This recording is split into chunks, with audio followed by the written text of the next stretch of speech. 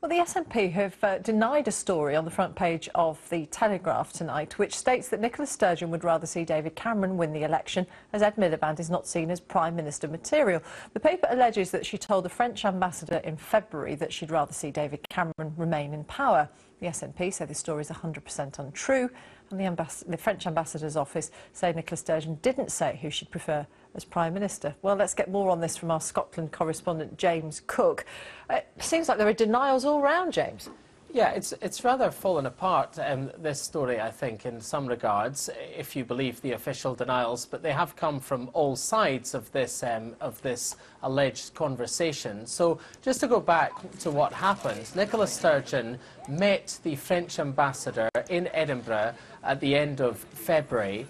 In that conversation, according to this memo which has been published by the Daily Telegraph, Nicola Sturgeon was supposed to have said that she would prefer David Cameron to be Prime Minister and she didn't see Ed Miliband as Prime Ministerial material. Now, that would, of course, be very damaging for Nicola Sturgeon because she has publicly always said that she vehemently opposes the Tory party returning to government, and yet there may be private suspicions that tactically for the SNP it might be more useful for them to rail against another 5 years of Conservative government and advance the cause for independence. However, I've spoken to the spokesman for the French ambassador this evening. He says that the French ambassador says that Nicola Sturgeon simply did not say this to her during the meeting. I've spoken to the Consul General, who's also quoted, who's also referenced in this memo, and the Consul General in Edinburgh says that he does not think that Nicola Sturgeon said this either. And as for Nicola Sturgeon, she says it is categorically 100% untrue. And just to explain why there might be some confusion, I suppose,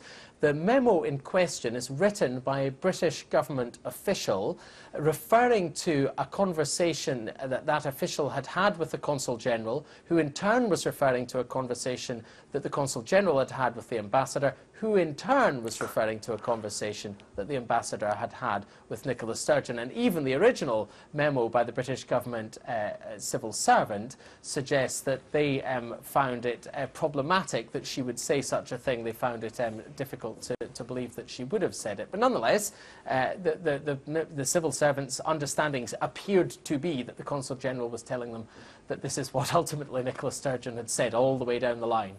I'm glad you understand it, but just don't ask me to repeat all of that. James, Nicola Sturgeon's on the front page of a lot of newspapers tonight, and people in London apparently Googling to see whether they can vote for her in the SNP down here. Yeah, it's interesting, isn't it? I mean, I suppose the easiest way to put everything I've just said to you is it was a third-hand account which has been denied by everyone who was there. That would have been a simpler way to put it.